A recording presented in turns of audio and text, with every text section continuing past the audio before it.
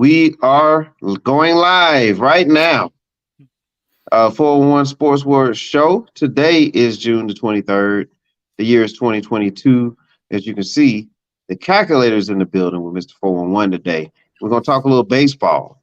What's going on, calculator? Hey, Mr. 411. Greetings and salutations as always. How are you doing today? Man, I'm doing wonderful, man.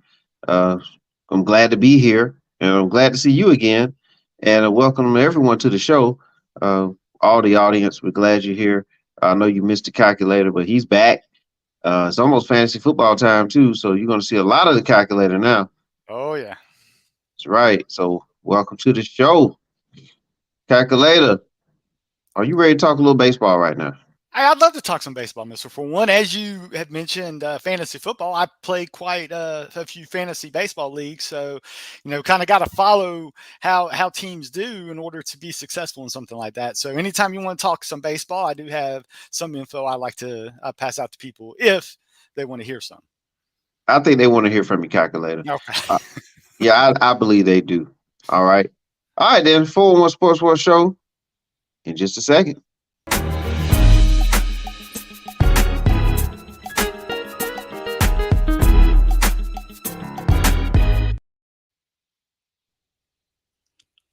Wow, we're back. That quick, calculator. Man. Oh, man. It's time to talk some Major League Baseball. But before we do that, ladies and gentlemen, please hit that like, subscribe, and that notification button. Check it out.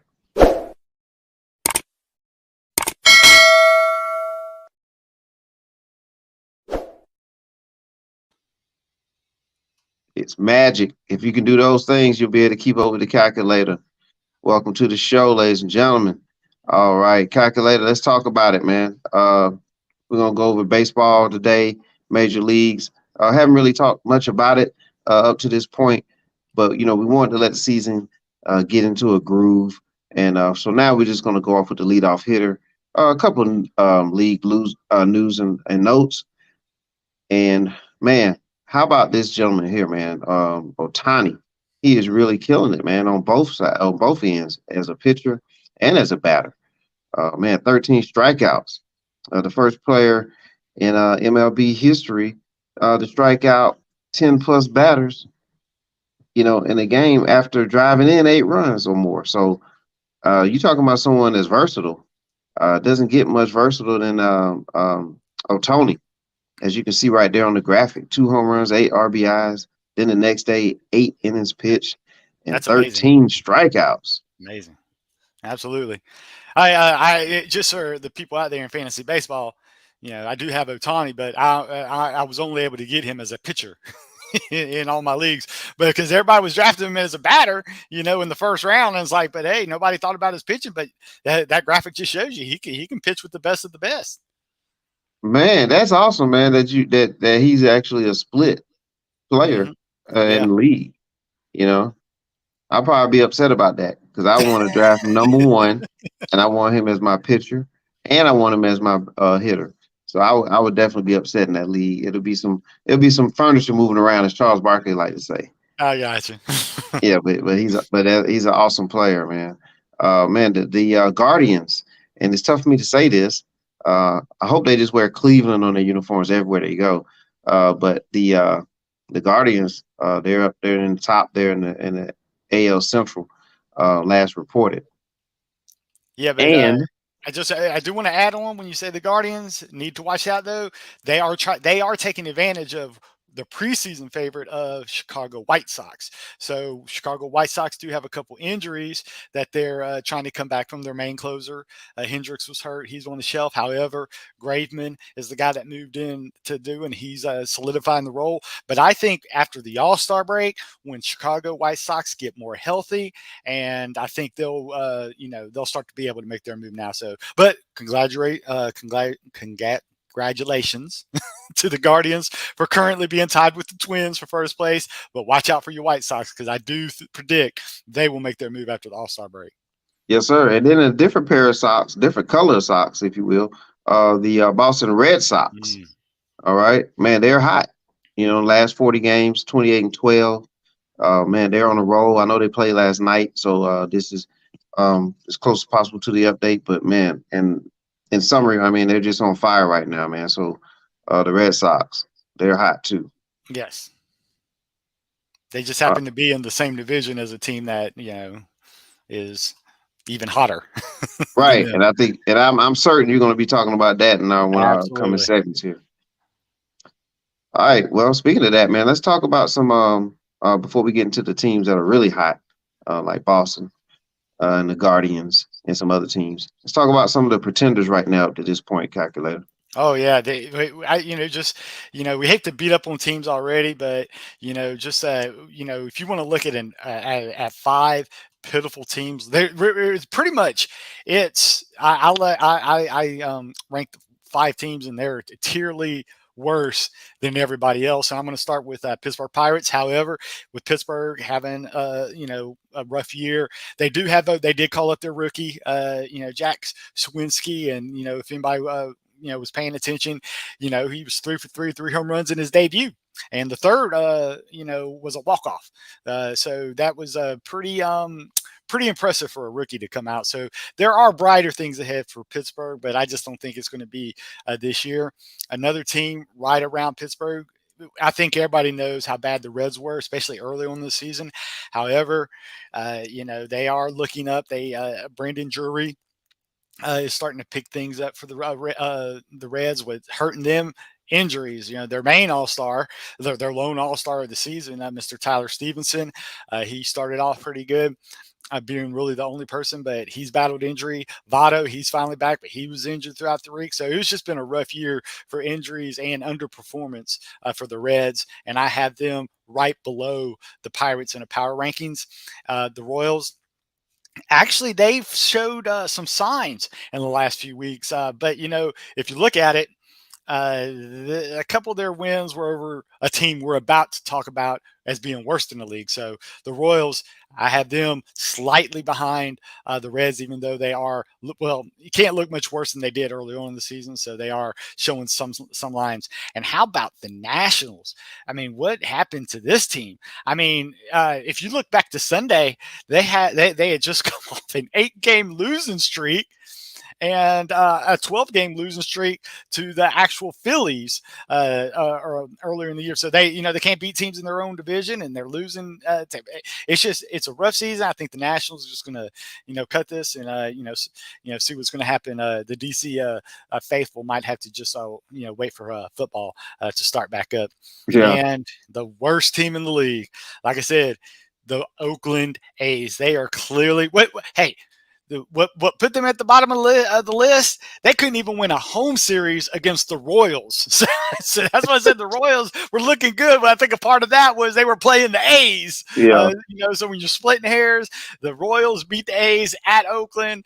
So it was like, yeah, Oakland is clearly, in my humble opinion, is clearly the worst team. So those five, these are the fans of these teams will be waiting for football. It appears to be.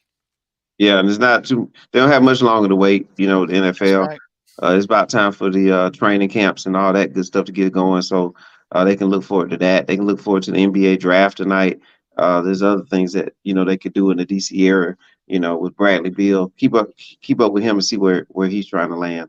If he's going to hang around there in that area. But yeah, national fans, it's got to be tough. I mean, it's not too long ago that they was in the and had the opportunity to win the championship. Calculator.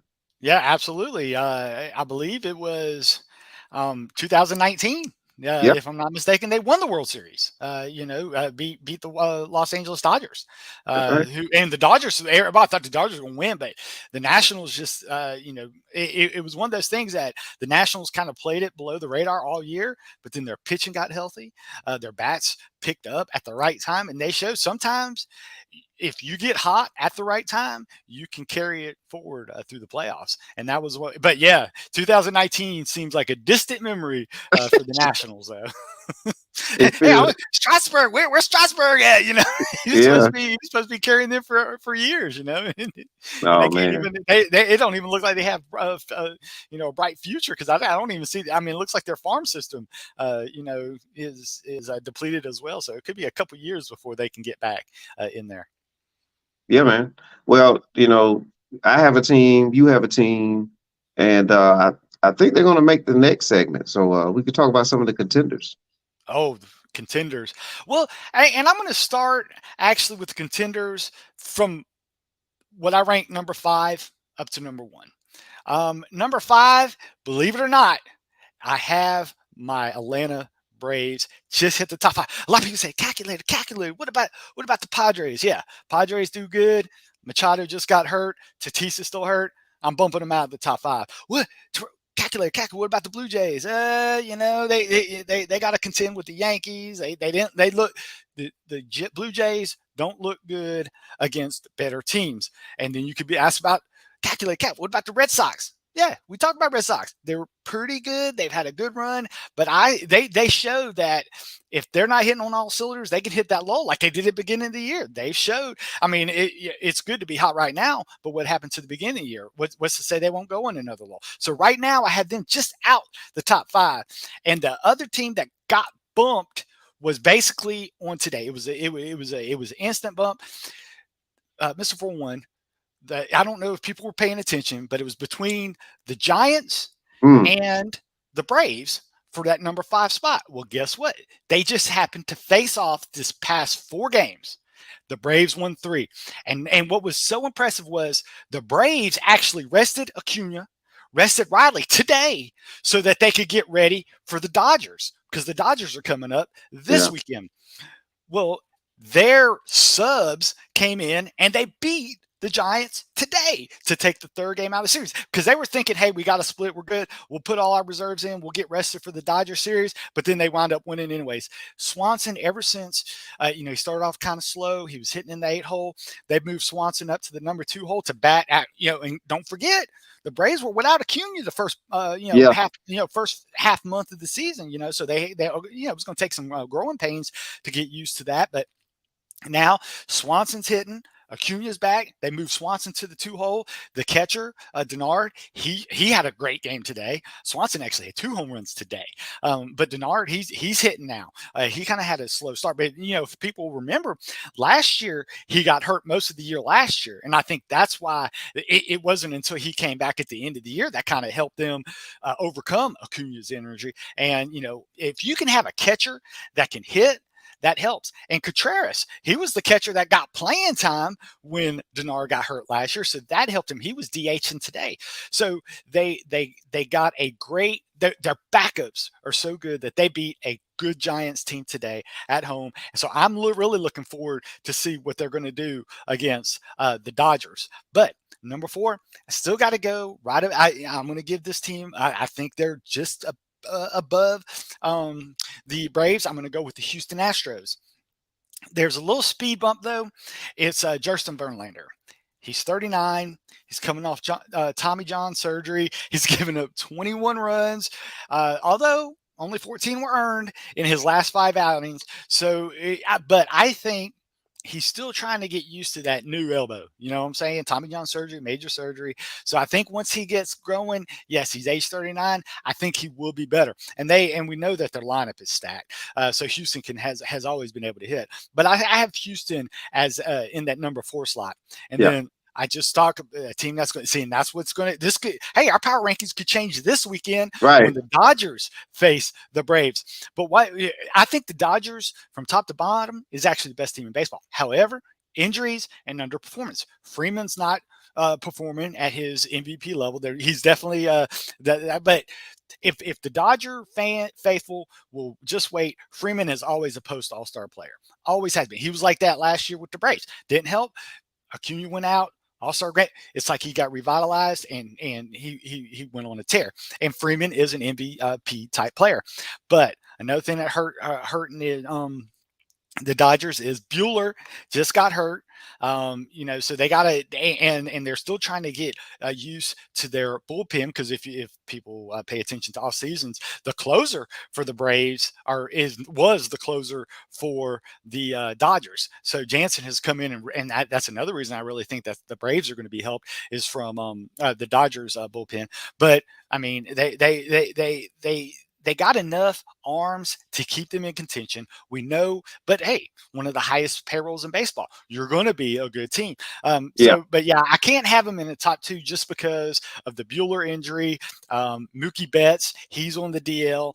So that's why even though I think they have some of the best players from top to bottom in the league, injuries, and just underperformance from their players that aren't injured is why I have them at number 3. And number 2, I think this is your team, Mr. 411. We're going to talk about the New York Mets. Yes, Yes. Let's talk about I it. mean, but great start. And if I mean they're 45-26, which is pretty impressive.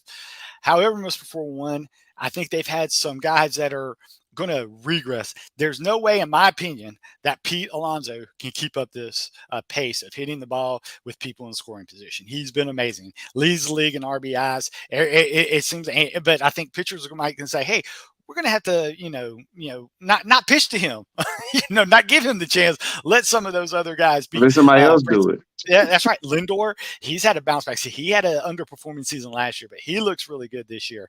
I just don't think. I think what's really going to hurt him. They got the closer. Diaz has been phenomenal when he plays, but I think they just lost their last 2 games. I think as the season goes on, I think the regression will hit. I do think that fall off. Do I think they're a good team? I do think they're a good team. Do I think they're a top 5 team? I do not think that will play out at the end of the year personally. I do think they're doing great. I think they can keep it up. But Mr. 4-1, if you remember last year, I think it was the first half of the season, they were in first place, and then they faded off again after the All-Star break. Yeah. And then I remember all these Mets fans, not saying you, Mr. 4-1, but a lot of Mets fans that I play fantasy football with were saying, man, I'm so glad football's here because the Mets disappoint me again. Yeah. So every time I keep hearing that, it's like, okay, the Mets, hey, doing great right now. Alonso's on fire and Lindor's on fire. They got the bats are going and the closer's closing like he's supposed to. But I just want to see if the Mets can keep it up. So we might slip in a little Met talk on one of our fantasy football shows later on in the season, and I'll check up with you. Yeah, we'll definitely be checking up on that. And when September rolls around. But you know what? If we could replace Alonso with this guy, with Darryl Strawberry, when we can replace it with Darryl Strawberry, Hey, we might stay in that top 5 calculator. And there's a name on there. If they can finally pay off that last paycheck to Bobby Bonilla, oh man, free up some of that payroll to pay people that are actually playing baseball. Well, he gets that $1 million every year, every summer year. Around this time, man.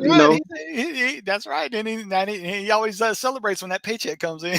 That's right. I think it comes around the 4th of July, so probably another week or 2, he should be expecting another $1 million. I mean, that's got to be a great feeling, You've been out the league for 2 decades, and you're still getting paychecks. I mean, that's better than hitting the lottery. Yeah. Yeah, that's an awesome deal. I know every year, him and his agent, they toast on that one because. Oh yeah. It's got to be great, man, just to be sitting around. Can you imagine that? Collecting a paycheck too, as well. Every time he gets paid, the agent gets paid. Yeah, so, hey, I mean, well, that's a couple months. About another month or so, I'll just get another $1 million coming in. Yeah, there you go. It's just I'm sure he's not eating ramen noodles waiting for that $100 million. I'm sure he's got other stuff going on. So. Yeah, I'm certain he's doing well for himself. Yeah. Before you go to the next team, though, with the Mets, what about the pitching staff and the injuries there? How do you think that will affect the Mets this season? Well, and that's why, and that is actually what kind of hurt them last year. I don't know, and I hate to say I don't know because it's one of those things that. You have Carrasco. He's kind of getting up there in age. He's not used to pitching this long in the season. Matt Scherzer, he's solid as normal. Taijuan Walker, he's been phenomenal. And the reason I know that is because I actually picked him up when he was on the DL in my fantasy league, stashed him for a little bit, and he's fine, but he's not used to pitching this many in. Bassett. He's kind of, steady Eddie, so to speak. But I think what's going to hurt them is the middle relief guys like Ottavino. Okay, he was really solid. I think he came up through the Red Sox organization. He actually has some closer experience and stuff like that. But I think when he played with Colorado, I think that kind of messed with his head, and he had to get out of Coors Field. So I just think it's their relief pitchers that are going to hurt them, because when you look at Carrasco, when you look at Scherzer, I mean, how can this guy keep pitching inning after inning and not falter? If people remember Scherzer, that's actually what hurt him with the Dodgers last year. He kind of faded down the stretch, but he's been. I mean, what is he? 5-1 right now. I mean, that's pretty amazing. But Yeah, that's tough. I think a lot of people, are gonna once they start getting over the 150 inning pitch, that's when you separate the good teams from the bad teams. And I'll talk a lot about that with the number one team in the power ranking. Oh, nice calculator. All right, so who's next on that list? Number one, and it's by far not only, and I think there's really no surprise. It's the New York Yankees. I Wow. think this is the one of the things that was pretty amazing in that we can see what they did when Aaron Judge is healthy, right? I mean, he if I can do a football comp to him, I'm going to say he's Christian McCaffrey of baseball. And people might say, what how is he Christian McCaffrey? Well, McCaffrey was clearly the best player in fantasy football and at running back and everything, but he could just never stay healthy. Judge is the same way. We've seen what Judge do when he's healthy, and he's phenomenal. And he's healthy right now, and he's phenomenal. But what happened to the Yankees last year and the year before that? Pretty impressive. What really helps the Yankees though is Stanton. They can keep Stanton healthy. Just put that joker in the DH slot now. Now that there's a universal DH, they don't have to put Stanton in the outfield. Don't have to worry about him running around and getting hurt. They put him in the outfield. So when you have Judge and Stanton, and I mean they got enough bats that are phenomenal. But the key to the Yankees, what has separated this from any other year, is they go 5 deep on their pitchers, and all 5 are solid. I mean, when your 5th starter is Jordan Montgomery, right, and he's sporting a 2.97 ERA, a 1.02 WHIP, which is, for the people that don't know, that's walks and hits per inning pitch. Anything under 1.10 is phenomenal, and Yeah. he's at 1.02, and he's their 5th starter. I think Seravino coming back. If people remember, he's been absent the last 2 years, recovering from various ailments. So he's back.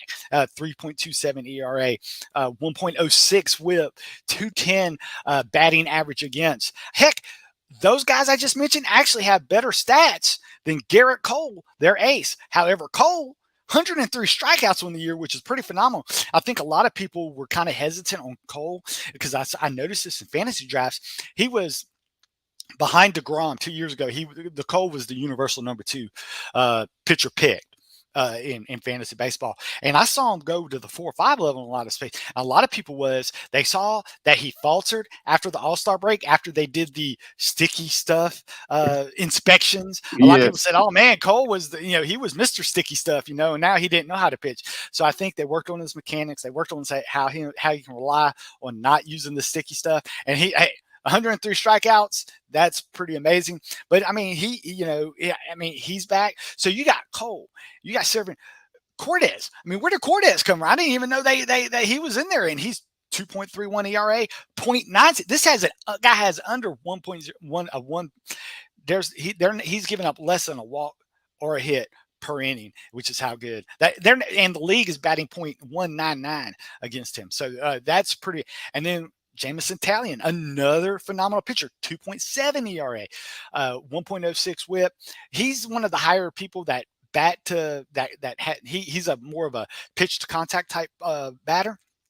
But hey, it don't matter. The defense is playing good for the guys. So they go 1 through 5.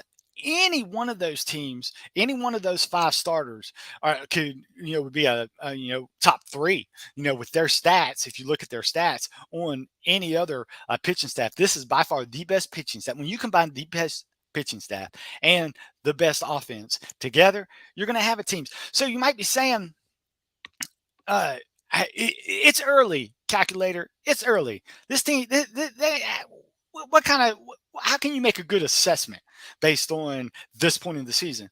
Well, Mr. For One, I'm going to give a quick history lesson to the people. At this point in the season, the number one team in power rankings for, when you take in strength of schedule, actual record, run differential, which is how much they're beating other teams by. 2014, were your San Francisco Giants. For the people that don't know, hey, guess what? They went on to win the World Series. Very next year, the best team at this point, 2015, the St. Louis Cardinals, did everything. They just happened to run into a hot Cubs team in 2015 and lost to the Cubs in the NLDS. Still made the playoffs, but hit a hot team. Number one team in 2016, very next year, that same Cubs team. Well, guess what? Won the World Series in 2016. 2017, the best team at this point, the Astros. Well, guess what? Yeah, they were stealing signs, but they still won the World Series that year. 2018, the Boston Red Sox was at this point was the best team in the NFL. Guess what? Not only did they win the World Series, they 108 wins on the year.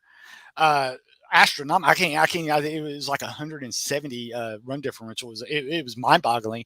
They didn't even have a playoff series that went the distance. They always they wrapped it up early and won the World Series. And then 2019, 2020, and 2021, your Los Angeles Dodgers were the number one team at this point. Well, guess what? 2019, they lost to that Nationals team in Game 7 in the World Series. The very next year, 2020, won the World Series. Yeah, and then 2021, they didn't win it, but they still made the playoffs. But they ran into a hot Braves team, and Braves wound up beating them in the NLCS. But so if you look at it, when you go all the way back to 2014, you have 1, 2, 3, 4, 5 of those people wound up winning the World Series. So this is a good marker of a team is good, and I will give credit. What really the Dodgers those past 3 years, what helped them was they had so many good players. They could withstand injuries. I don't think the Yankees do have that type of stand. I think if a Judge gets hurt I think Judge is the guy. I really do. He's one of those guys that you really can't replace. But even if Judge get hurt, they do. If their pitching staff can get healthy or stay healthy, that's it. But how many innings is Severino going to pitch? He hadn't pitched the last 2 years, so they might even have a cap on him. You know what I'm saying? And Cole, he's going to be your stud, and Montgomery, they were warming him up last year to try and get the 200 inning mark. But I just don't know about Taylor, Cortez, and Severino. But I'll give the one guy another pleasant surprise that's helping the Yankees. Is a lot of people thought they were going to hurt in the bullpen when Chapman got hurt, but Mr. Clay Holmes is coming there. And let me give you some stats for Clay Holmes. That was the backup to their closer. All right, 0.53 ERA, right? 0.71 WHIP. That's 0.71 WHIP is, that's unworldly at this point. And people are batting 0.169. Lefties, righties don't matter. He's having a Mariano Rivera type year. I'm talking about prime Mariano Rivera type year right now. So, they're saying, hey, Chapman, you got to take a little extra time in the hot tub, because as long as Clay Holmes is pitching like this, Chapman, they can save Chapman for the playoffs, and then they could have a 8-9, have 2 closers at the back end that people just can't hit. Yeah, they just shortened the game right there. It's over with. If you don't catch them by the 7th, it's a wrap.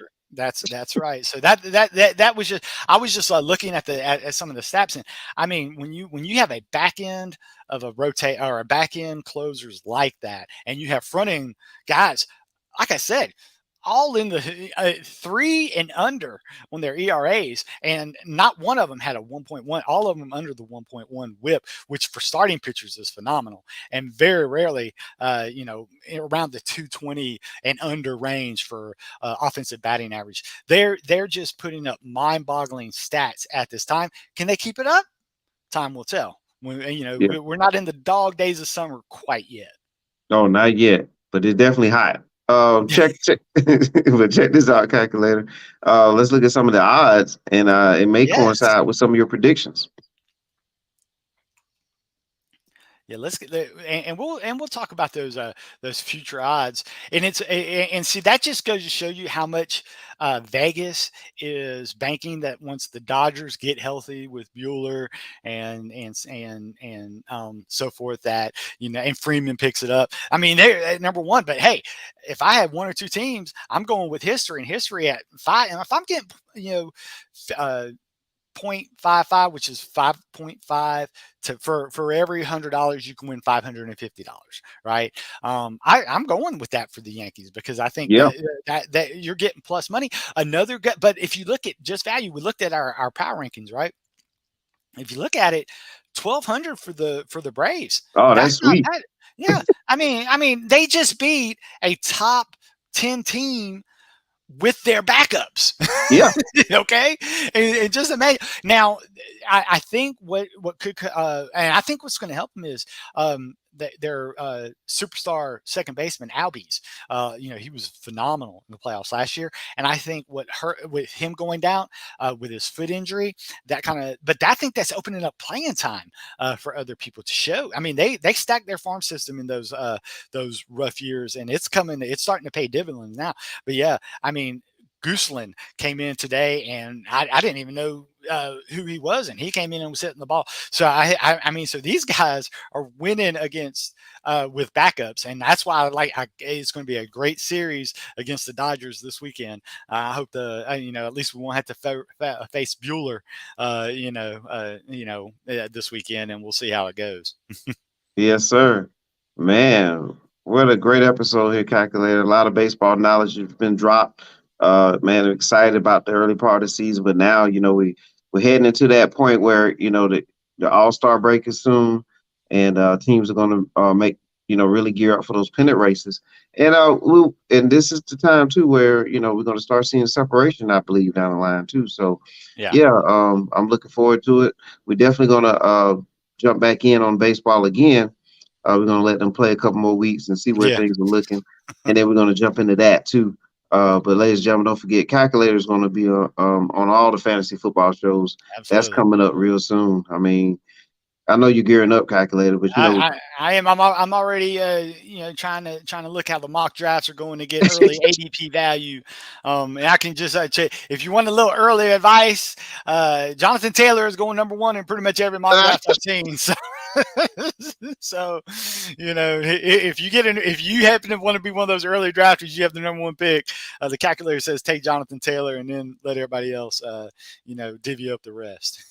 yeah, it's going to be interesting. And we have our listener league coming up in Yeah. football, so we may be looking for one or two more participants if you want to take on that challenge.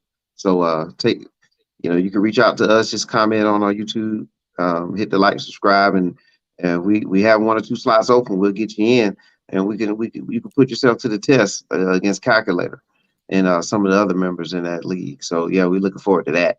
But man, great talk about baseball, Calculator. Appreciate you being on and all that good stuff. We're gonna get together soon.